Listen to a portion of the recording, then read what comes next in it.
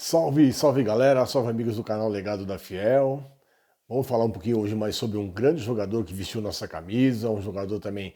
Eu fiz uma homenagem há pouco tempo atrás para o Ralf, jogador discreto, né, mas fundamental. Hoje eu quero falar sobre o Silvinho, sim, o Silvio Mendes Campos Júnior, que nasceu no 12 de abril de 1974, um dos maiores laterais esquerdos da nossa história, gente. Por incrível que pareça, pouco falado, né, pouco comentado.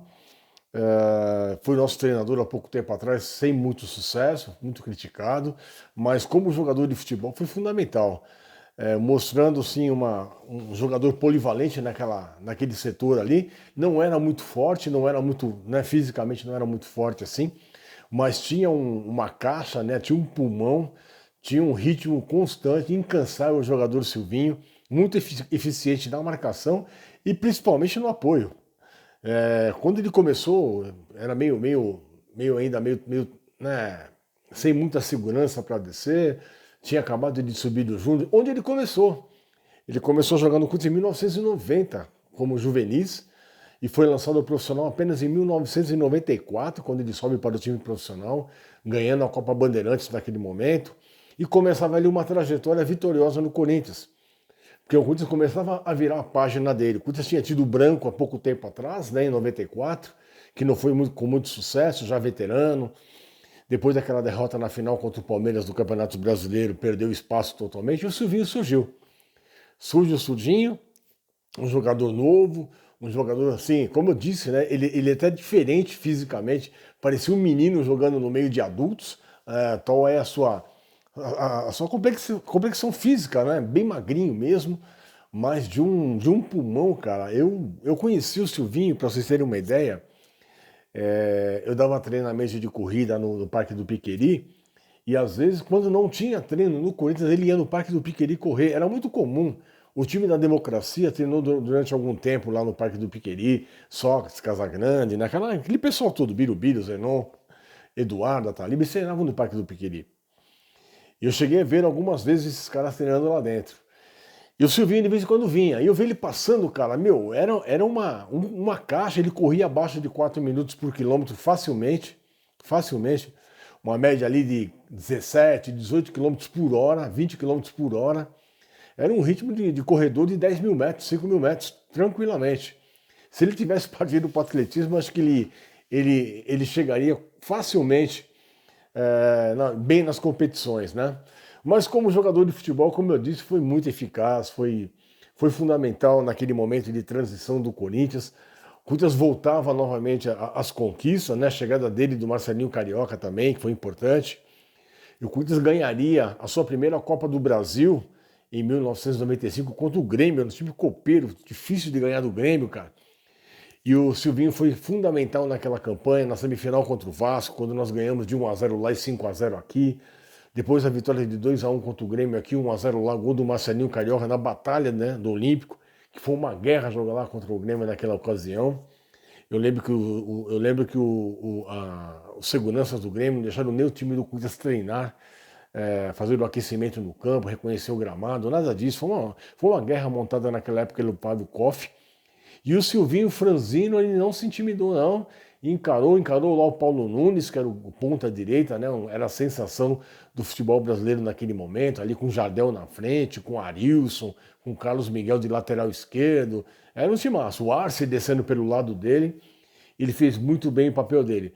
Campeão paulista em 95 também, fundamental naquela vitória, quando nós conseguimos, enfim, tirar aquela sequência de resultados negativos contra o Palmeiras, quando nós ganhamos lá em Ribeirão Preto de virada, de 2-1, gol do Nilson para o Palmeiras, Marcelinho empatou de falta, e depois Elivelton fez aquele golaço no canto, no ângulo esquerdo do goleiro Veloso, já na prorrogação, quebrando, enfim, né, aquela fase tão negativa do que o Corinthians vinha vivendo. Foi campeão paulista também em 97, revezando ali na época com o André Luiz, o lateral esquerdo que chegaram naquele momento ali para o Corinthians. Campeão paulista também em 1999, naquele jogo incrível contra o Palmeiras, nas embaixadinhas do Edilson, aquele jogo que termina numa confusão danada. E depois ele não teve tempo de ser campeão brasileiro em 1999, porque aí chega o novo patrocinador, era um novo conceito, e ele é vendido naquele momento. ele saiu do Corinthians, vai jogar na Europa, foi jogar lá no Cádiz, foi jogar na Espanha, jogou no Barcelona, jogou no Manchester City. Foi um jogador que deu uma, né, ganhou a Champions League, se não me engano, pelo Barcelona também, na época. Foi um jogador muito eficaz, cara.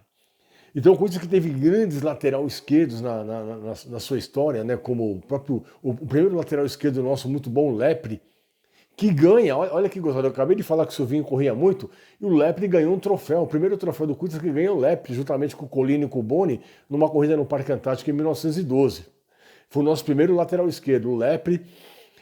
Tivemos o Brandão, na década de 40, grande lateral esquerdo também.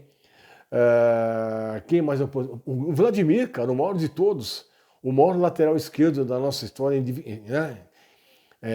Incrível a participação do menino Vladimir para nós, um jogador assim de um... Puta, sei lá, não tem nem como definir o Vladimir. Tal é a idolatria que eu tenho, que a torcida corintiana também tem por ele. Tivemos muito recentemente, mas muito brevemente, um galáctico, Roberto Carlos, mas que não deu muito certo. Mas o Kleber, que o sucedeu antes, foi muito melhor, jogou muita bola o Kleber também, um jogador importante com a nossa camisa.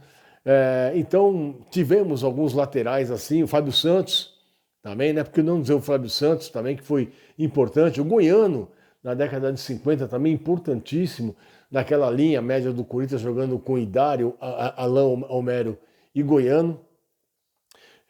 Não tem. O Corinthians realmente sempre formou grandes laterais. Essa sempre foi uma particularidade do Corinthians, de formar jogadores que, além de formar o jogador, também forma a personalidade do jogador, né? Como o jogador, como ele se espelha, como ele cresce quando põe a camisa do Corinthians. No caso do Silvinho também foi igualzinho. Como eu disse, um cara franzino, mas que não tinha medo, subia de cabeça, dava cotovelada se fosse preciso, dava os seus carrinhos, apoiava com muita precisão, fez gol, só fez 2 gols com a camisa corintiana, mas foram importantes.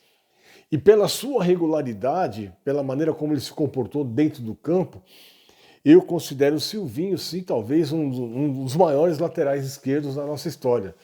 Citando esses que eu acabei de falar para vocês, tem sim, se nós formássemos aí, como eu disse também anteriormente em outro vídeo aí, 5 a 10 times ideais do Corinthians, nosso Silvinho caberia facilmente pela maneira tática como se comportava, pela maneira técnica, pela sua categoria.